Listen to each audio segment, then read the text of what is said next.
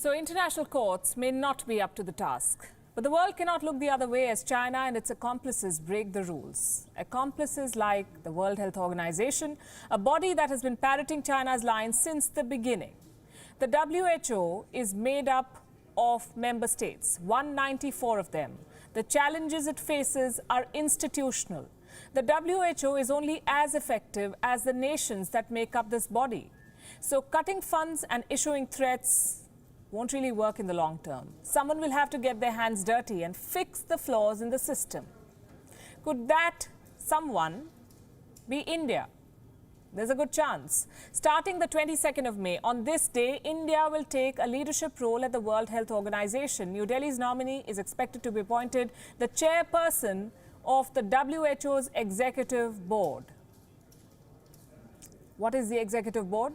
It's a WHO wing. It is responsible for executing decisions, for implementing policies of the Health Assembly. India's nomination was unanimously upheld by the WHO's Southeast Asia group last year. India will be replacing Japan. Japan completes its one-year term. India is expected to hold the post for at least 3 years. This implies that the Director General of the WHO, a certain Dr. Tedros, who promised to give us an interview but hasn't since, will have to get the chairperson, Dr. Tedros will have to get the chairperson, India, on board for all important decisions. So tonight we have 5 suggestions for the Indian government, 5 things that India can and must do to fix the broken system of this health body. A good place to start is to ask questions.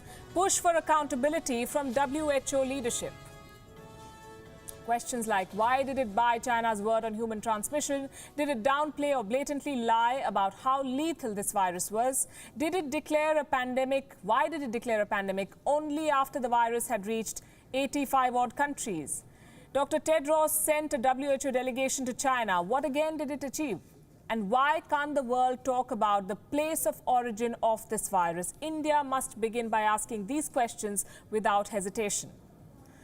Second, demand transparency from member countries, starting with the one that gave the world this virus, China. Why and on what basis should we trust China's recovery? Why won't it share research and initial test samples with WHO member nations? What evidence does China have to claim that this virus did not originate in a lab in Wuhan?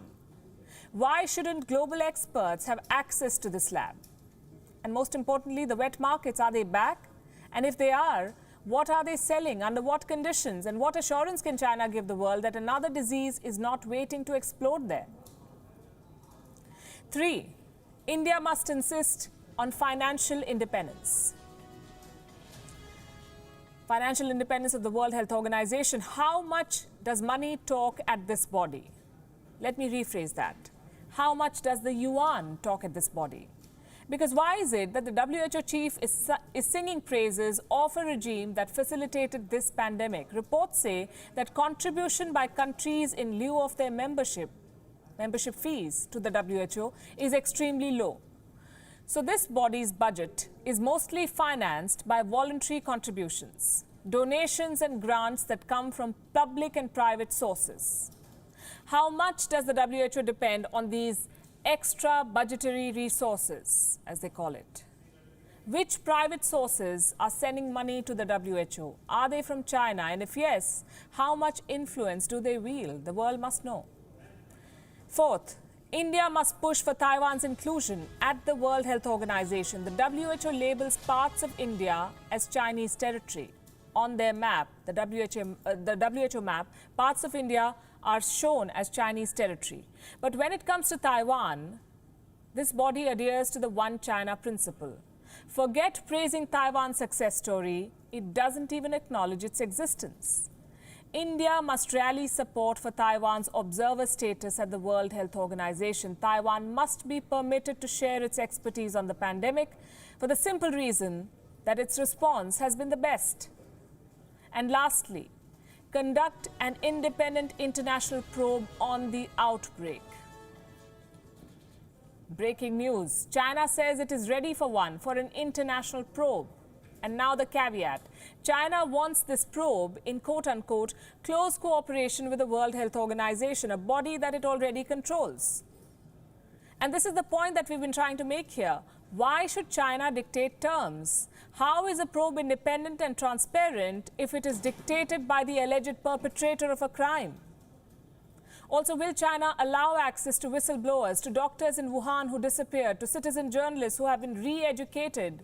Will it let investigators visit the laboratories and wet markets in Wuhan? India must push for a transparent probe into this outbreak, and the world must not waste time mourning missed chances. We have wasted enough time being politically correct here. We finally have an opportunity. India must take the lead, and WHO member nations must extend their support.